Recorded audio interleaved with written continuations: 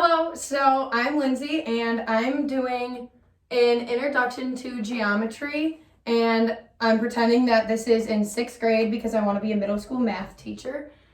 And so I'm working with the WIDA Standard 3, so communicate information, ideas, and concepts necessary for academic success in the content area of mathematics. Okay, so this is my student Ryan here, and I'm pretending that he's a 6th grader, and this is 6th grade math, and we will be doing the unit of an introduction to geometry.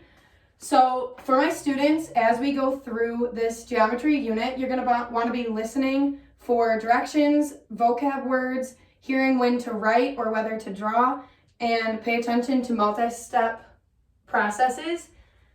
You're going to want to be able to answer some what is questions and explain strategies to other students. You'll want to recognize key mathematical vocab, for example, plane, angles, congruent, and be able to use this vocab in context.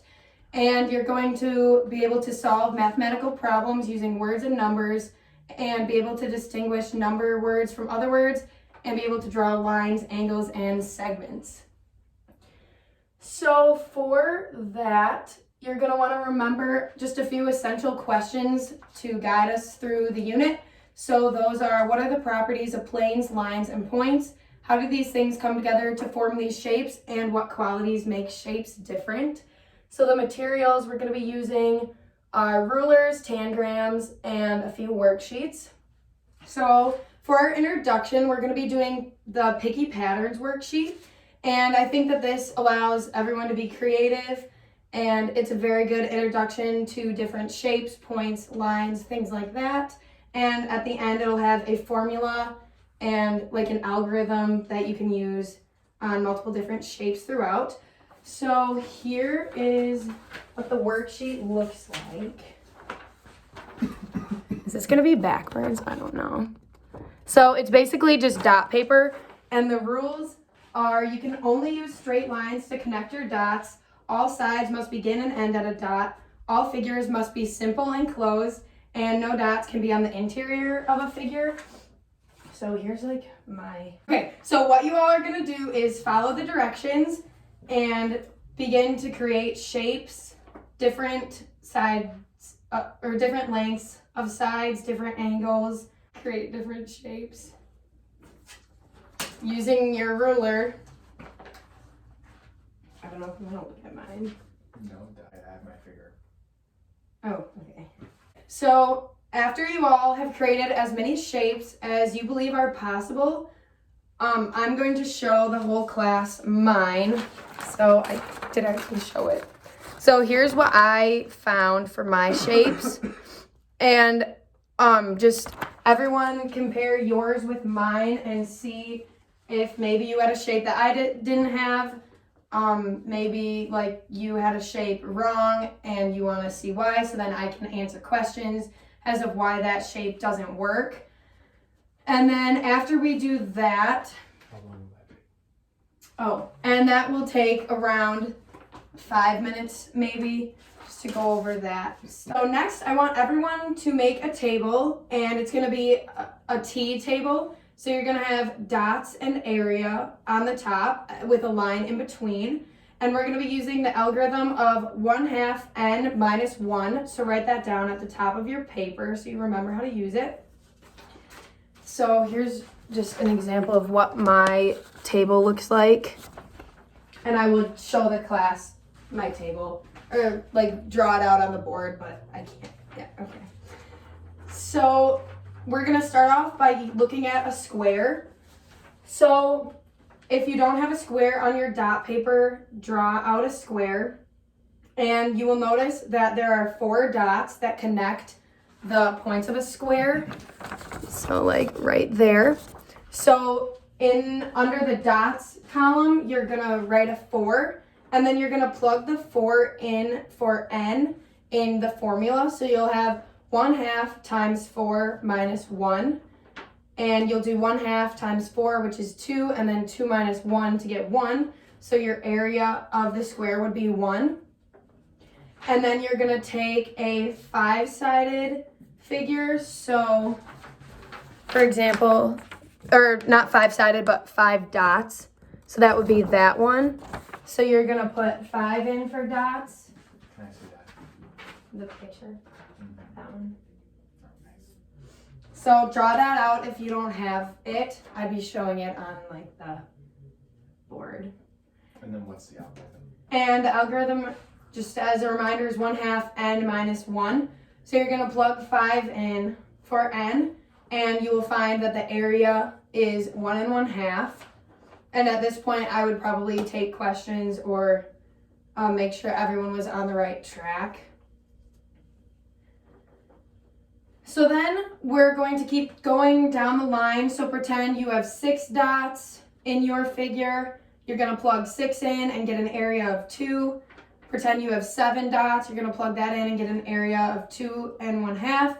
And at this point, you should see a pattern of it going up by 1/2. So, just so everyone sees that. So the more dots, the bigger the area. And this is important when we work with the area of shapes and seeing how different shapes have different areas and how size matters for the area. So then, next we are going to do a think, pair, share activity. So firstly, I want everyone to pretend that you have a 100-sided figure and put that into your formula and find the area of the 100-sided figure. And after everyone is done with that, we're gonna get in groups of 2. So everybody's gonna have a partner, and you're gonna share with the partner how you got your answer. And this allows you all to work together and find new ideas and new strategies of how you did this. And this should take approximately 5 minutes. Now that we're all done sharing and we all understand how we got these answers and such, we are going to move on to our next activity, which is called tangram puzzles. So what we're going to be doing for this, the materials we need are these little tangram shapes, and I have a few pages of worksheets that just have different shapes on them. So I'm going to hand these out to my students. And I'm also going to give them their tangrams. And I only have one set of them here with me, but I would have my own, and I would use like the document camera or something for my students, and I would be doing it along with them. But I'm just going to have Ryan do it for now. So what this is this is a way to see... Oh, no. Okay, so this is also a good introduction to geometry, because it teaches problem-solving skills and geometrical concepts, and it shows that there are multiple correct answers in geometry, and more specifically for these puzzles. And this will help you all learn and recognize different shapes. So first, I would go over the different shapes in the tangram set. So basically, we just have 2 big triangles, 2 little triangles, a square, a rhombus, and then a medium-sized triangle. The directions for this activity is choose a shape to work on, fit all the pieces. I'm gonna show what it looks like. So this is like so that's what it looks like. Okay. Everyone work on solving the fox. So once everyone solves the fox, I'm going to have a volunteer, come up to the front of the room and show how they did it, because there might be multiple ways to fit the pieces together. Once we go over I think I have 8 shapes. It should take about 15 minutes probably to have everyone solve it, to understand how the pieces fit together, and for everyone to share. So here is another example of one more tangram. So that would take about 15 minutes for everybody to complete their shapes, to share, have volunteers come up to the front of the room.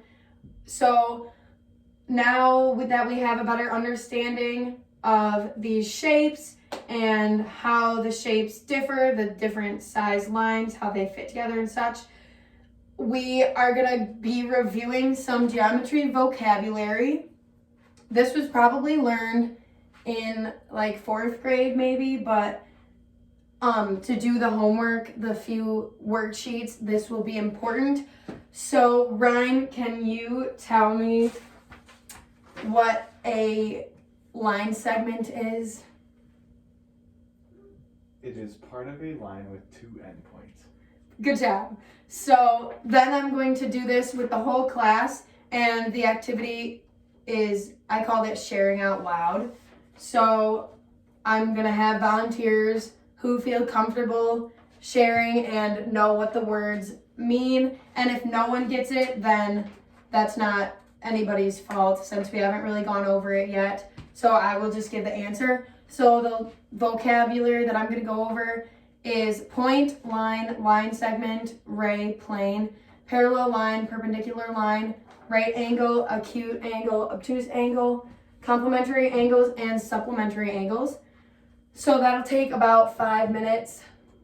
And then after we do that, I think we have a good foundation for the homework, which will be 2 worksheets that are properties of parallelograms. So I have them on my lesson plan. I didn't actually print them out, but they basically just have parallelograms where you have to find the measurement of angles, sides, and then some of them include formulas where you have to fill in the blanks and using complementary and supplementary angle rules and things like that, and lines.